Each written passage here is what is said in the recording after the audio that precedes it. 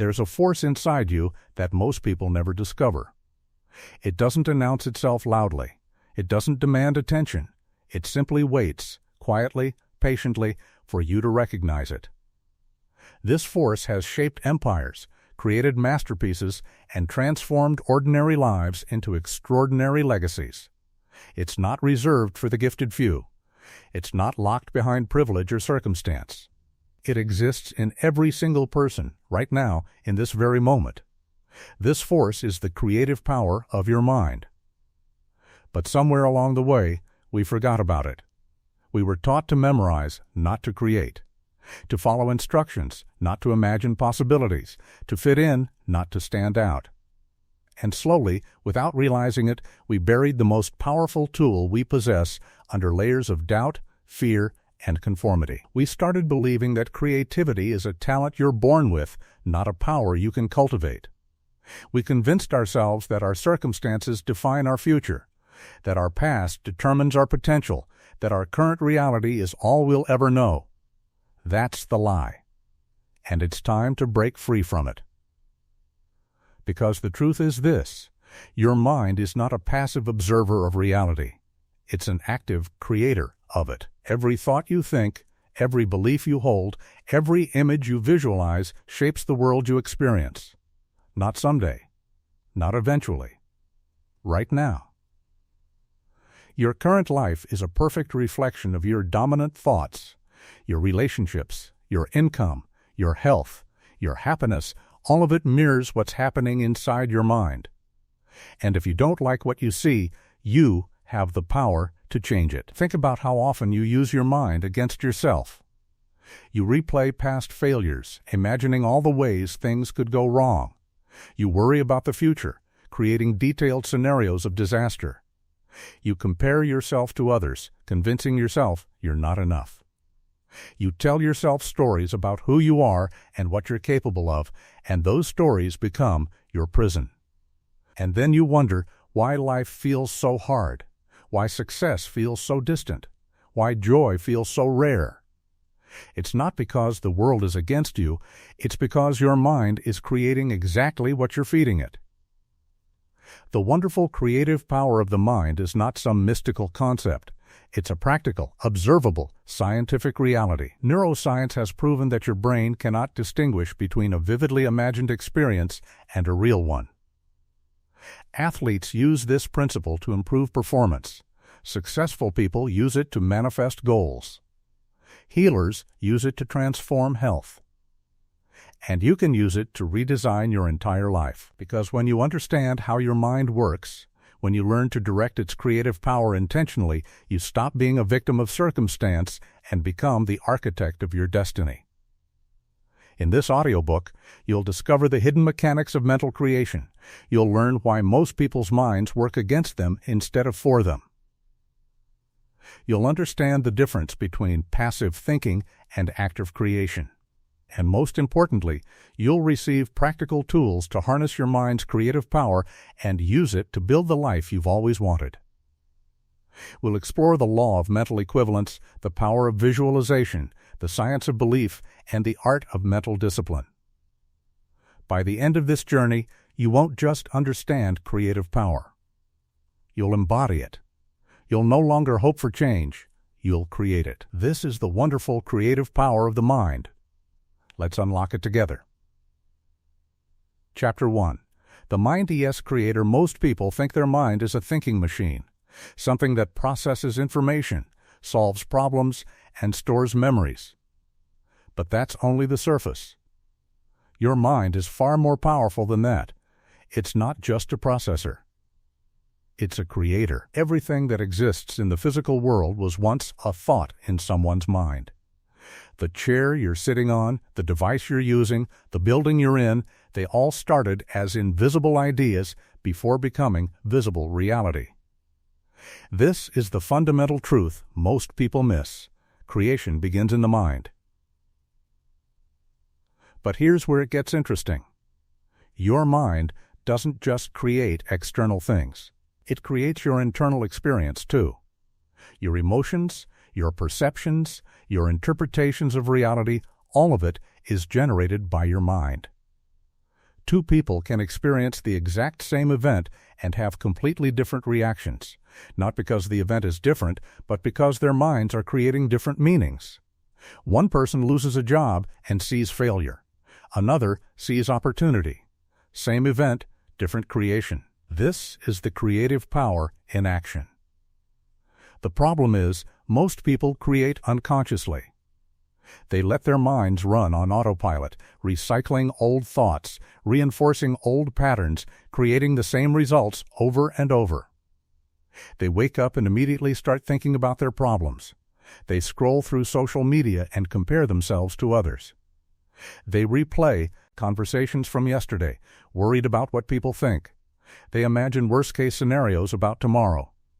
And their mind, being the faithful creator it is, turns those thoughts into feelings, those feelings into actions, and those actions into results. Then they look at their life and wonder why nothing changes. Let me tell you about Michael. Michael was stuck in a job he hated. Every morning, he'd wake up dreading the day. He'd think about how much he disliked his boss, how unfair his workload was, how trapped he felt. And every day confirmed his beliefs. His boss seemed more difficult. His work felt more overwhelming. His sense of being trapped intensified. Michael thought he was just observing reality. But he was creating it. His mind was using its creative power to manifest exactly what he was focusing on. Then something shifted. Michael learned about the creative power of the mind. At first, he was skeptical. But he decided to experiment. Instead of waking up and immediately thinking about everything wrong with his job, he started visualizing a different reality. He imagined himself in a role that excited him. He pictured conversations with supportive colleagues. He felt the emotions of fulfillment and freedom. He did this for just 10 minutes every morning. And something remarkable happened. Within weeks, he noticed opportunities he'd never seen before. A former colleague reached out about a position. A recruiter contacted him on LinkedIn. An idea for his own business suddenly became clear. The external world hadn't changed. His mind's creative focus had. And reality followed. This is how the mind as creator works. It's not magic, it's mechanics. Your mind is constantly scanning your environment for evidence that confirms your dominant thoughts. If you think life is hard, your mind will find proof. If you believe people can't be trusted, your mind will highlight betrayals. If you expect failure, your mind will remember every past mistake. This isn't pessimism, it's called confirmation bias, and every human brain does it. But here's the beautiful part. You can use this mechanism intentionally. When you deliberately focus your mind on what you want to create, it starts finding evidence for that instead. Opportunities appear. Resources show up. Synchronicities occur, not because the universe magically shifted, but because your mind is now scanning for different information. The mind, as creator, follows one simple law. Whatever you focus on expands. Feed your mind thoughts of limitation, and your reality will reflect limitation. Feed it thoughts of possibility, and your reality will reflect possibility. This doesn't mean you ignore problems or pretend challenges don't exist. It means you stop giving them your creative energy. Because every moment you spend mentally rehearsing failure is a moment you're using your creative power to manifest it. And every moment you spend visualizing success is a moment you're programming your mind to create it. Understanding your mind as creator changes everything. You stop being a passive victim waiting for life to happen to you. You become an active participant designing the life you want. You stop reacting to circumstances and start creating them. You stop blaming external factors and start taking responsibility for your internal focus. Because once you realize that your mind is the most powerful creative tool you possess, you can't unsee it. And you can't go back to unconscious creation. The only question becomes, what will you consciously create? Chapter 2.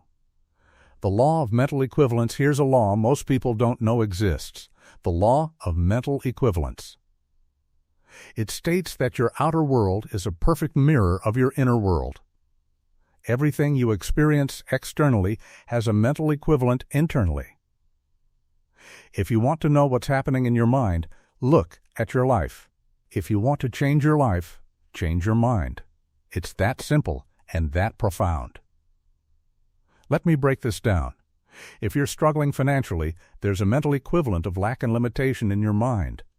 If your relationships are chaotic, there's a mental pattern of chaos within you. If your health is declining, there's a belief system about unworthiness or self-neglect operating subconsciously. This isn't about blame. It's about power. Because if your external reality is created by your internal reality, then changing your external reality becomes a matter of changing your internal one. Most people try to change their lives by changing external circumstances. They switch jobs hoping to feel fulfilled. They end relationships hoping to find peace. They move to new cities hoping to start fresh. And sometimes it works temporarily. But if the internal mental equivalent hasn't changed, the same patterns resurface. The new job becomes as unfulfilling as the old one. The new relationship recreates the same dynamics. The new city feels just as limiting. Because they're taking the same mind to a different place. The law of mental equivalence explains why some people can lose everything and rebuild quickly, while others have everything and still feel empty. It's not about the external resources, it's about the internal blueprint. Someone with a mental equivalent of abundance can lose their fortune and recreate it because the pattern exists in their mind. Someone with a mental equivalent of scarcity can win the lottery and lose it all because they don't have the internal framework to sustain wealth. Let me tell you about Sarah. Sarah grew up poor, and despite working hard and earning a good income as an adult, she always felt broke. She'd make money and immediately find a reason to spend it. An unexpected bill. A family emergency. A necessary purchase. She thought she just had bad luck with money, but the truth was she had a mental equivalent of poverty. Deep in her subconscious, she believed she didn't deserve wealth. She believed money was scarce. She believed financial stress was normal. And her external reality perfectly reflected those internal beliefs. When Sarah discovered the law of mental equivalence, everything changed. She realized that to change her financial reality, she had to change her mental reality first. So she started reprogramming her mind. Every day she visualized abundance. She affirmed her worthiness of wealth. She studied wealthy people's mindsets. She practiced feeling financially secure even when her bank account was low. And slowly, her external reality began to shift. Unexpected income appeared. Opportunities for advancement opened. Her relationship with money transformed. Not because she suddenly got lucky, but because she changed the mental equivalent. The law of mental equivalence applies to every area of life. Your health is a reflection of your beliefs about your body. Your relationships reflect your beliefs about love and connection. Your career reflects your beliefs about your value and capability. If you want to diagnose what's happening in your subconscious mind, look at your results. They never lie. Your life is the printout of your mental programming. But here's the empowering part. You can reprogram. You're not stuck with the mental equivalents you inherited from childhood, absorbed from society, or developed through past experiences. You have the power to create new ones. And when you do, your external world has no choice but to follow. Because the law of mental equivalence is absolute. It doesn't care about your past. It doesn't judge your current circumstances. It simply reflects whatever exists in your mind. So how do you change your mental equivalents? First, you identify them. What beliefs are you holding about money, relationships, health, success? Write them down honestly. No judgment, just awareness. Then, you decide what you want the new mental equivalent to be. If your current belief is "I'm not good enough," your new mental equivalent becomes "I am inherently worthy." If your current belief is "money is hard to make," your new one becomes "money flows to me easily." Then, you saturate your mind with the new equivalent through repetition, visualization, and emotional engagement. You think it, feel it, and imagine it until it becomes your new default. The law of mental equivalence is not a suggestion. It's a law. Like gravity, it's always working whether you're aware of it or not. The question is not whether it's true. The question is, what mental equivalents are you currently running? And are they creating the life you want? If not, you have the power to change them. And when you do, your entire reality changes with them. Chapter 3. The power of visualization. Close your eyes and imagine biting into a lemon. See the yellow skin, feel the texture, smell the citrus, and taste the sour juice hitting your tongue. If you did this with any level of focus, you probably felt your mouth pucker or salivate. But here's the thing, there was no lemon. It was purely imagined, yet your body responded as if it was real. This is the power of visualization. Your nervous system cannot tell the difference between a vividly imagined experience and an actual one. This isn't philosophy, it's neuroscience. When you visualize an action, the same neural pathways light up in your brain as when you physically perform that action.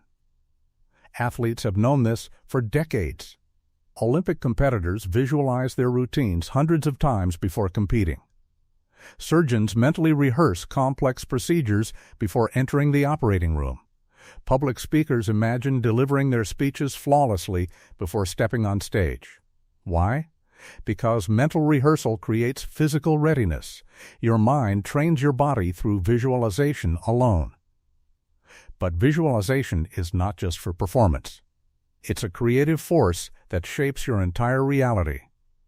When you repeatedly visualize a desired outcome with emotion and detail, you're programming your subconscious mind to make it real.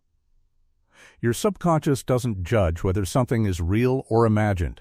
It simply accepts whatever you feed it consistently and begins orchestrating your thoughts, decisions, and actions to align with that image.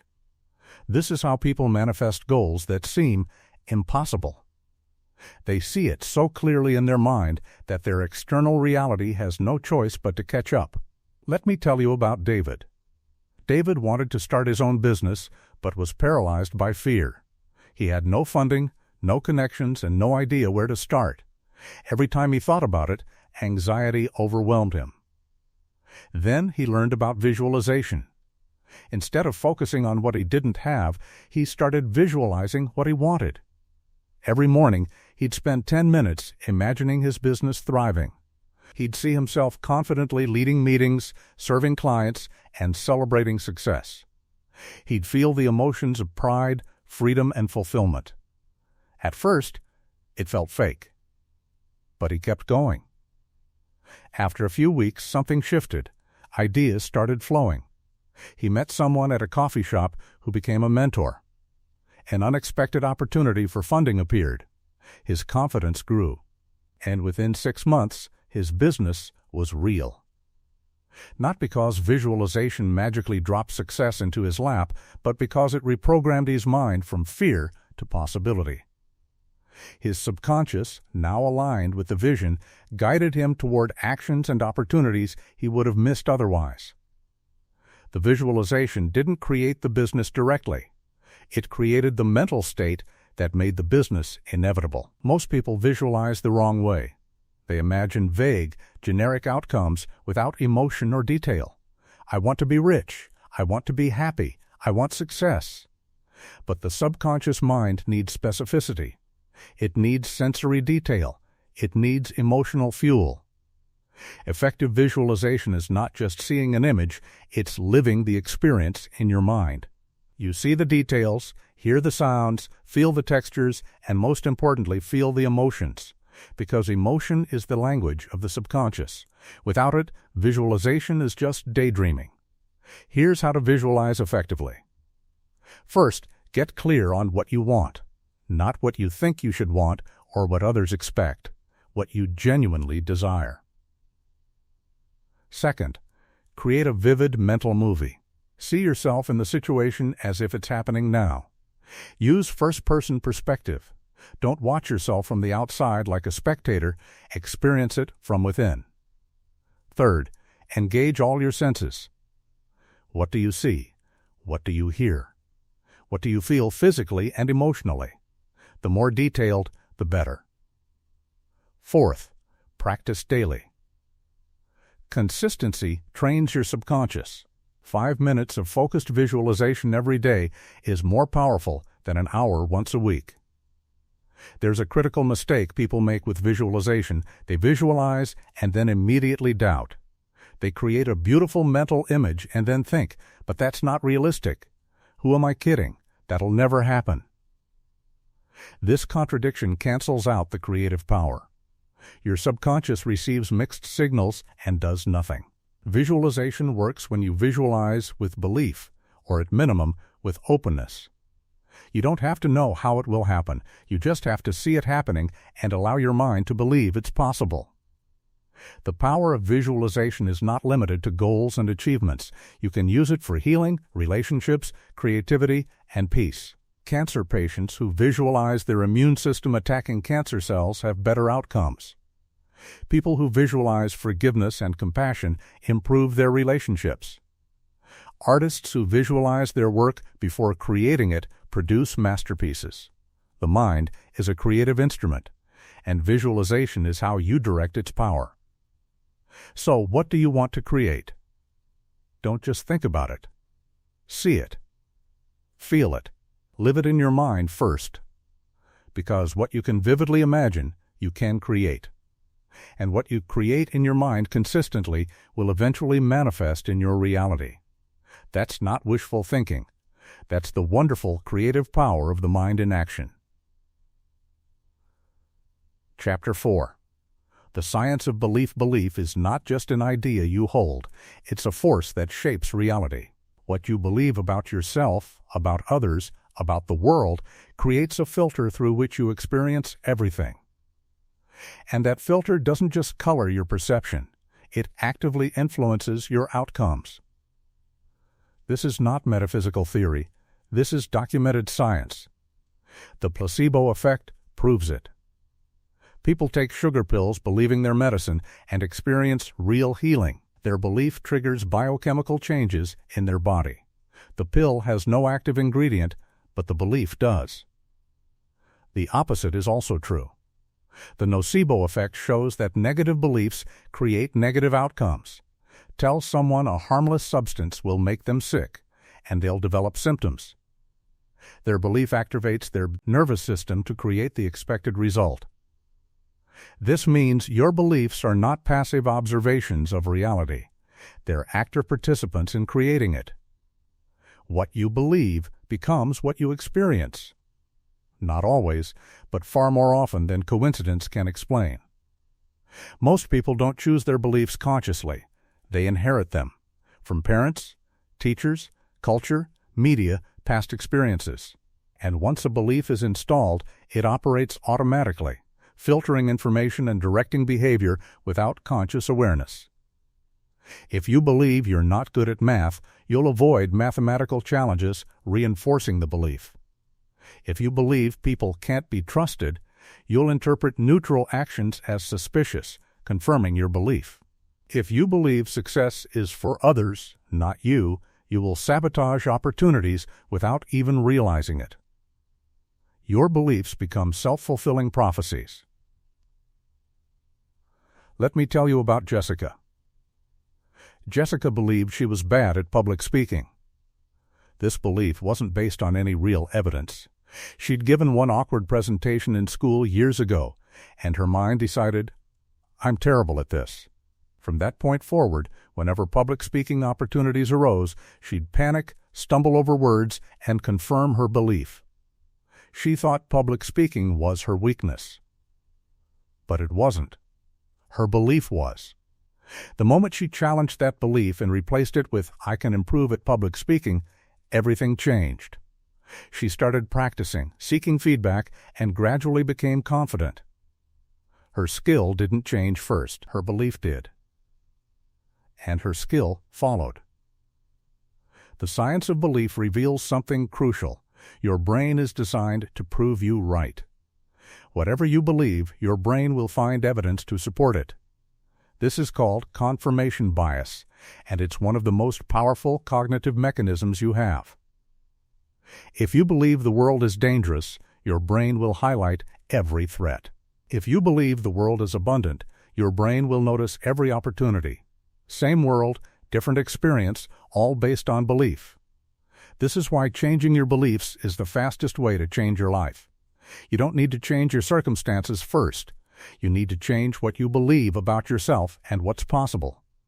And when you do, your brain starts working for you instead of against you. It starts scanning for evidence that supports your new belief. It starts guiding you toward actions that align with that belief. And your reality begins to shift. So how do you change a belief? First, you identify the limiting ones. What beliefs are holding you back? Write them down. I'm not smart enough. I'm too old. I don't have what it takes. Success is for lucky people. These beliefs are running in the background, sabotaging your potential. Second, you question them. Is this belief absolutely true? What evidence contradicts it? Often you'll realize the belief is based on one isolated experience or something someone said years ago. Third, you replace it with an empowering belief. I am capable of learning anything I commit to. My age brings wisdom and experience. I have unique gifts to offer. I create my own luck through action. Fourth, you reinforce the new belief through repetition, visualization, and action. You think it, say it, imagine it, and most importantly, act as if it's true. Belief without action is just hope. But belief with action is transformation. The science of belief shows us that we're not victims of fixed abilities or unchangeable personalities. We're products of what we believe about ourselves. And beliefs can be upgraded. You don't have to stay trapped in old stories. You can write new ones.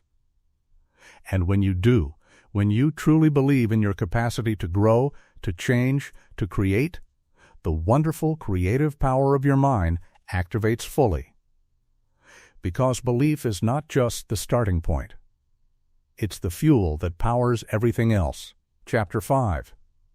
The art of mental discipline. Your mind is powerful, but undisciplined, it's also dangerous. An untrained mind is like a wild horse, running in every direction, reacting to every stimulus, creating chaos instead of clarity. Most people live at the mercy of their thoughts, believing whatever pops into their head, following every emotional impulse, and wondering why life feels so turbulent. But the truth is, mental discipline is the difference between those who harness the creative power of their mind and those who are controlled by it. Mental discipline is not about suppressing thoughts or forcing positivity. It's about conscious direction. It's the ability to choose where you place your attention, what thoughts you entertain, and what beliefs you reinforce. Without this discipline, your mind defaults to its survival programming, scanning for threats, replaying past hurts, anticipating future dangers. This made sense for early humans facing physical predators. But in the modern world, it creates anxiety, stress, and self-sabotage. Your mind, trying to protect you, ends up imprisoning you. Let me tell you about Robert. Robert had a successful career, a loving family, and good health. On paper, his life was great. But inside his mind, it was chaos. He'd wake up and immediately start worrying. What if the project fails? What if I'm not doing enough? What if something goes wrong? His mind would spiral into worst-case scenarios, creating stress hormones that affected his mood, his sleep, and his relationships. He thought this was just how his mind worked. But it wasn't. It was how his undisciplined mind worked. When Robert learned about mental discipline, he realized he'd never once questioned his thoughts. He believed every fear, entertained every worry, and followed every negative spiral. So he started practicing mental discipline. Whenever a fearful thought appeared, instead of automatically believing it, he'd pause and ask, "Is this thought helping me? Is it true? Is it necessary?" Most of the time, the answer was no.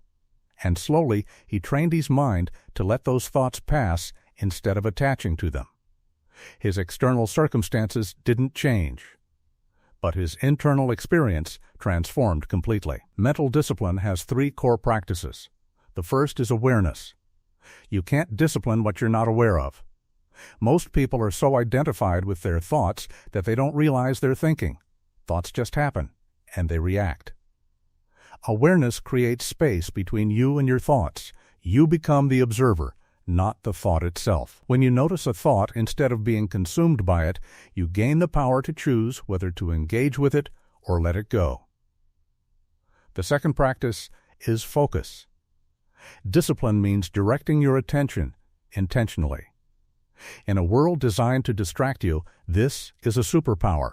Every notification, every scroll, every random worry pulls your attention away from what matters. Mental discipline is the ability to decide, this is what I'm focusing on right now, and maintaining that focus despite distractions. Whether it's a goal you're visualizing, a task you're completing, or a conversation you're having, focus amplifies your creative power. Scattered attention creates scattered results. Focused attention creates mastery. The third practice is repetition. Mental discipline is not a one-time decision. It's a daily commitment. Your brain is wired through repetition. Every time you choose an empowering thought over a limiting one, you strengthen that neural pathway. Every time you redirect your focus from worry to possibility, you train your mind to default to possibility. This doesn't happen overnight. It's built through consistent practice, one choice at a time. Here's a practical tool, the mental reset. Throughout your day, pause for 60 seconds. Close your eyes, take 3 deep breaths, and ask yourself, what am I thinking right now? Is this thought creating what I want? If yes, continue. If no, choose a different thought. This simple practice interrupts automatic patterns and reinstalls conscious choice. Do this 3 times a day, and within weeks, you'll notice a dramatic shift in your mental landscape. Mental discipline also means guarding your inputs. What you consume shapes what you create. If you fill your mind with negativity, drama, and fear through news, social media, or toxic conversations, that's what your mind will create more of. Not because you're weak, but because your brain absorbs and reflects what it's exposed to. Discipline is choosing to consume content that elevates you, relationships that inspire you, and environments that support your growth. This isn't about living in a bubble. It's about being intentional with what you allow into your most valuable asset, your mind. The art of mental discipline is not about perfection. Your mind will wander.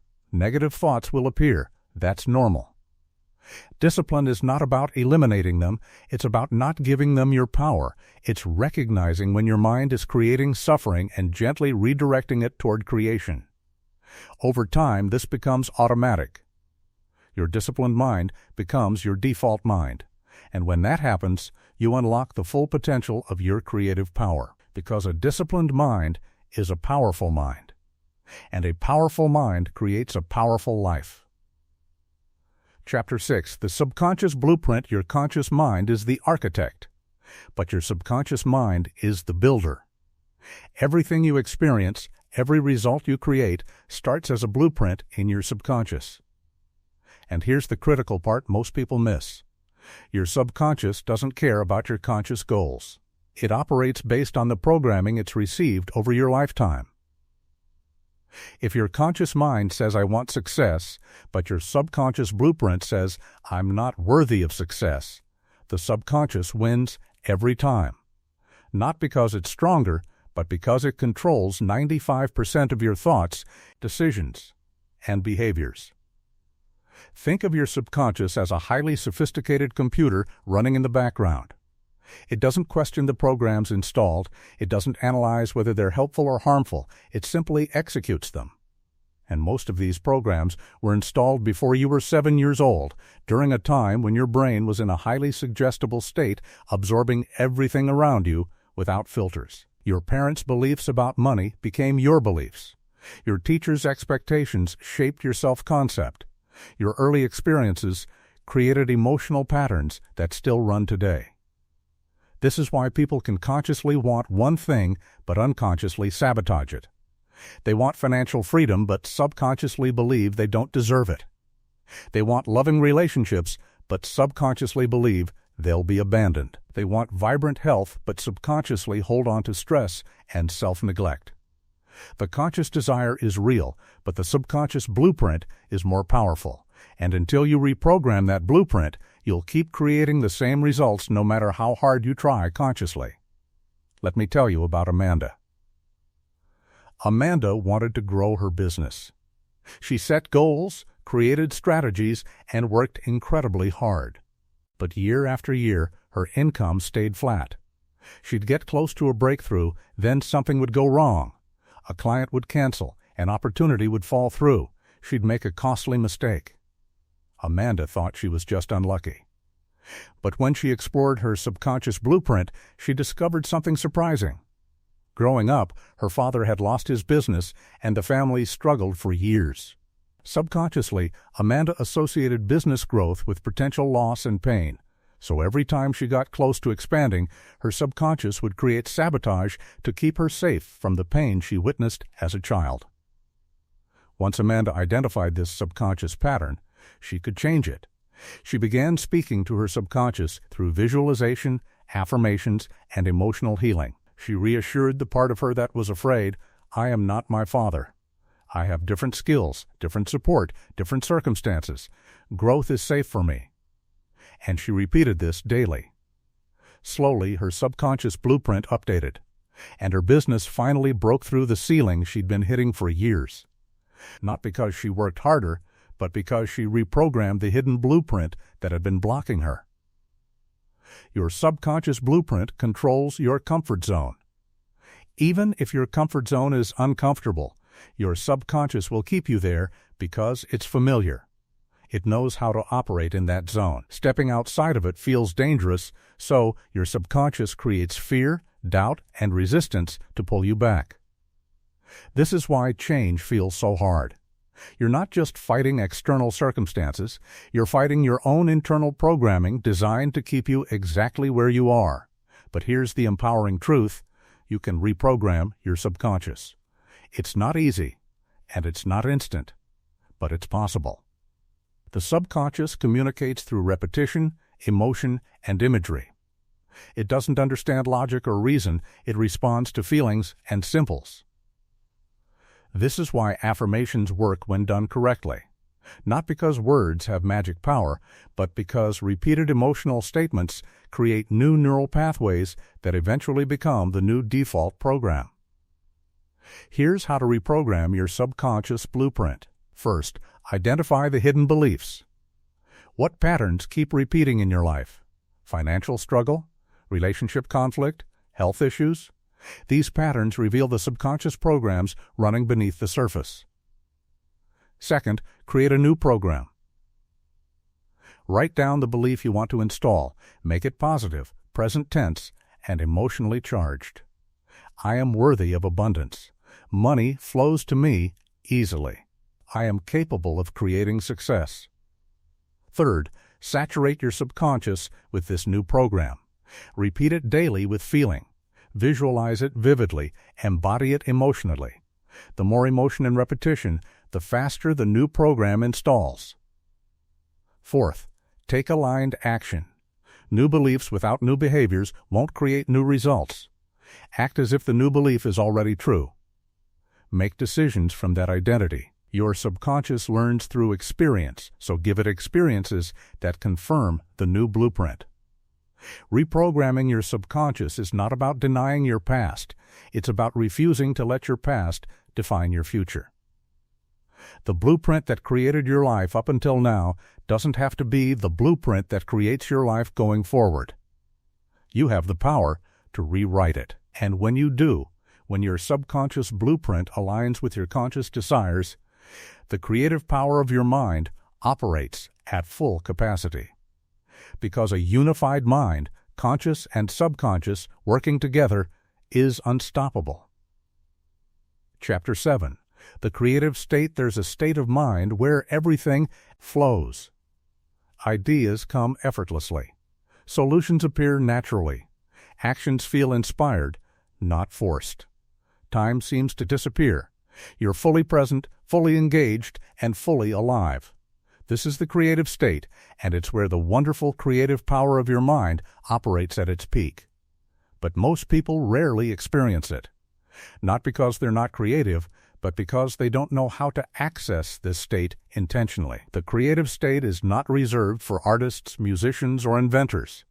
It's a mental state available to everyone. Athletes call it being in the zone. Psychologists call it flow. Spiritual teachers call it presence.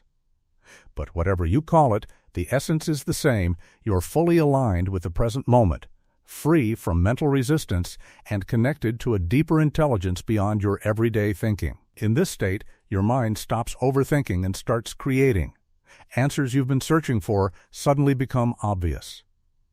Problems that seemed impossible dissolve. New possibilities emerge that you couldn't see before. The creative state cannot be forced. It can only be allowed. Trying too hard pushes it away. Worrying about outcomes blocks it.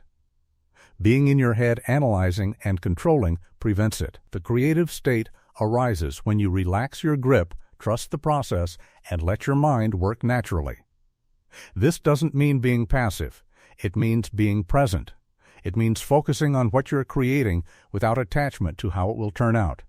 It means engaging fully without the mental chatter of judgment and doubt. Let me tell you about Daniel. Daniel was a writer who struggled with creative blocks. He'd sit at his desk, staring at a blank page, forcing himself to write. But nothing would come. His mind would criticize every sentence before he even finished typing it. He'd compare his work to others and feel inadequate. The harder he tried to write, the more blocked he became. Then he learned about the creative state. He realized his biggest obstacle wasn't lack of ideas, it was mental resistance. So Daniel changed his approach. Instead of forcing creativity, he created conditions for it. He'd start his writing sessions with 10 minutes of deep breathing to calm his mind. He'd set a timer and give himself permission to write badly, removing the pressure of perfection. He'd play music that put him in a relaxed, open state. And most importantly, he'd focus on the joy of creating, not the fear of judgment. Within weeks, his creative blocks dissolved. Words flowed naturally. Ideas appeared effortlessly. He wasn't trying harder, he was allowing more. The creative state has specific characteristics. First, there's effortless focus. You're not fighting distraction. You're naturally absorbed in what you're doing. Second, there's a sense of timelessness. Hours feel like minutes because you're fully present. Third, there's intrinsic motivation. You're not creating for external rewards. The act itself is fulfilling. Fourth, there's a loss of self-consciousness. You're not worried about how you look or what others think. You're just creating. And fifth, there's a feeling of connection to something larger than yourself. Ideas feel like they're coming through you, not from you. You can cultivate the creative state intentionally. Here's how. First, remove mental clutter. Your mind cannot enter the creative state when it's overwhelmed with worry, distraction, or stress. Before engaging in creative work, take a few minutes to clear your mind, meditate, journal, or simply breathe deeply. Second, set a clear intention. What are you creating? Why does it matter? Clarity of purpose focuses your creative energy. Third, eliminate distractions. Turn off notifications. Close unnecessary tabs. Create a space where your mind can fully engage. Fourth, start before you feel ready. The creative state often emerges through action, not before it. Begin, and the flow will come. Fifth, release attachment to outcomes. Focus on the process, not the result. Trust that when you're in the creative state, the outcome will take care of itself. The creative state is also about aligning your energy. You cannot create powerfully from a depleted state. Rest, play, and joy are not luxuries. They're necessities for creativity. Your best ideas often come when you're relaxed, not when you're grinding. This is why insights appear in the shower, during walks, or right before sleep. Your conscious mind relaxes, and your subconscious mind surfaces with solutions. Honoring rest is honoring your creative power. The wonderful creative power of your mind operates most freely in the creative state. It's where you tap into intelligence beyond your limited thinking. It's where inspiration meets action.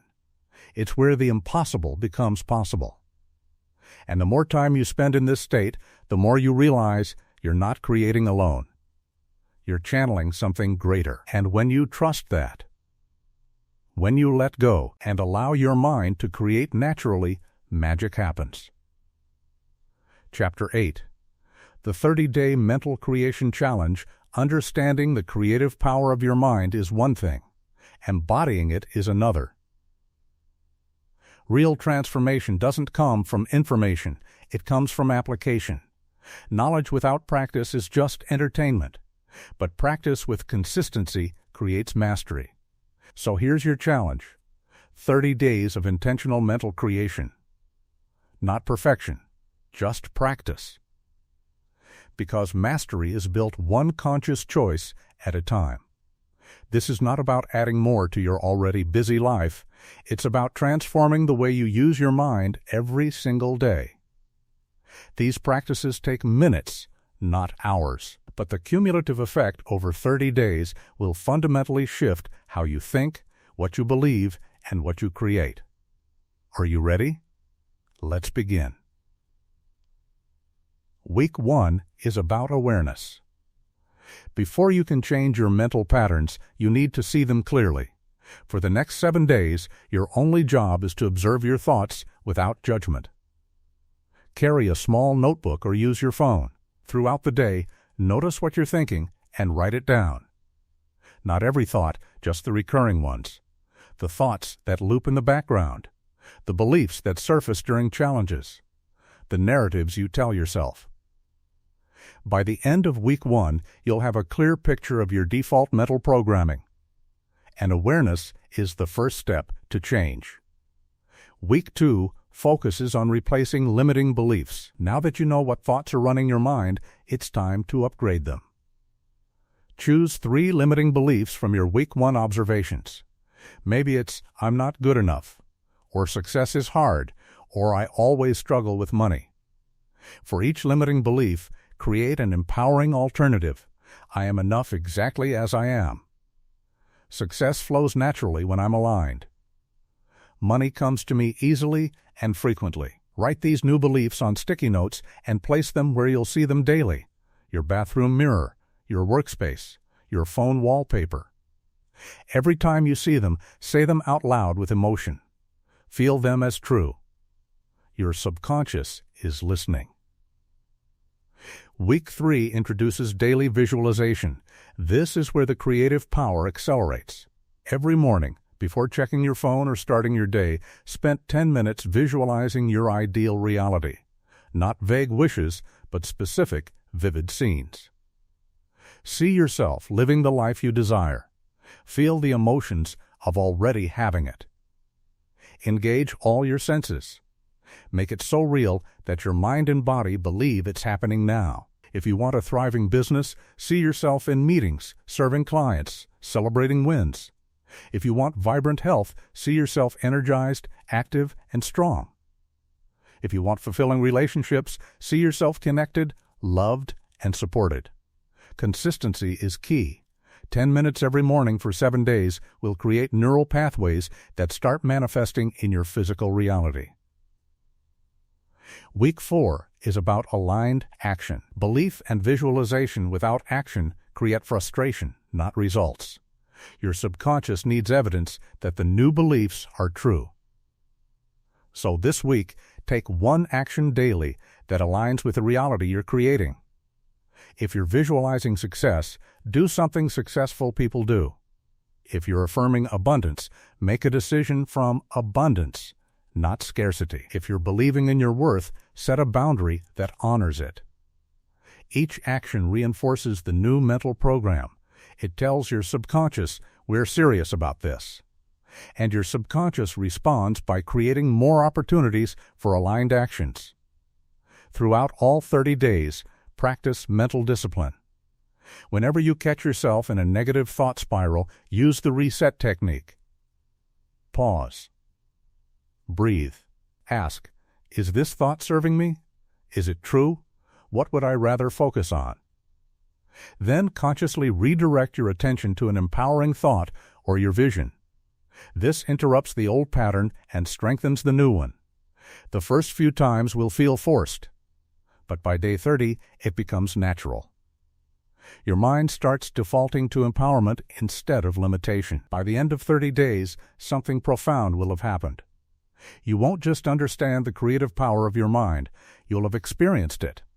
You'll have tangible evidence that your thoughts shape your reality. You'll notice opportunities you didn't see before. You'll feel emotions you haven't felt in years. You'll take actions you previously avoided. And most importantly, you'll realize, if I can shift my internal world this much in 30 days, imagine what I can create in a year, in 5 years, in a lifetime. The 30-day Mental Creation Challenge is not the end. It's the beginning. It's training wheels for a new way of living. Once you complete it, you'll never go back to unconscious thinking. You'll never unsee the power you possess. And you'll spend the rest of your life intentionally creating the reality you desire. Because now you know the secret. The wonderful creative power of your mind is always working. The only question is whether you're directing it or letting it run wild. 30 days from now, you'll know how to direct it. And that changes everything. The creative life, if you've made it this far, you're no longer the same person who started this journey. You've discovered something most people never realize. You are not a passive observer of life. You are an active creator of it. Your mind is not just a thinking machine. It's a creative force capable of transforming your entire reality. And now that you know this, you can never unknow it. The question is no longer, "Is this true?" The question is, "What will I create?" You've learned that your mind operates as a creator, constantly shaping your experience through the thoughts you think and the beliefs you hold. You've discovered the law of mental equivalence, understanding that your external world perfectly mirrors your internal one. You've explored the power of visualization, realizing that what you vividly imagine, you can create. You've studied the science of belief, seeing how your convictions become self-fulfilling prophecies. You've practiced mental discipline, learning to direct your attention intentionally instead of reactively. You've uncovered your subconscious blueprint, recognizing the hidden programs that have been running your life. You've experienced the creative state, that flow where ideas emerge effortlessly and creation feels natural. And you've been given a 30-day challenge to transform theory into embodied practice. But knowledge alone changes nothing. Action changes everything. The wonderful creative power of your mind is not activated by understanding it intellectually. It's activated by using it daily, consciously, intentionally. Every morning when you wake up, you have a choice. Will you let your mind run on autopilot, recycling yesterday's thoughts and creating more of the same? Or will you consciously direct your mental energy toward what you want to create today? That choice, made consistently, is the difference between those who dream of a better life and those who build one. Remember this: your current reality is not permanent. It's simply a reflection of your past thinking. If you don't like what you see, you have the power to change it by changing what happens in your mind.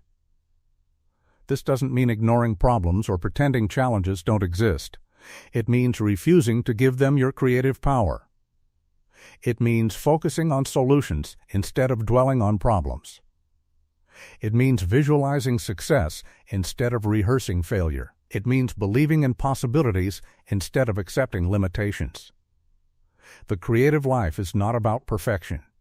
You will have days when doubt creeps in, when old patterns resurface, When external circumstances feel overwhelming, that's normal, that's human, but now you have tools. When doubt appears, you recognize it as an old program trying to reassert itself, and you consciously choose a new thought. When patterns resurface, you see them as opportunities to practice your mental discipline. When circumstances feel heavy, you remember that your internal state determines your external experience, and you reset your focus.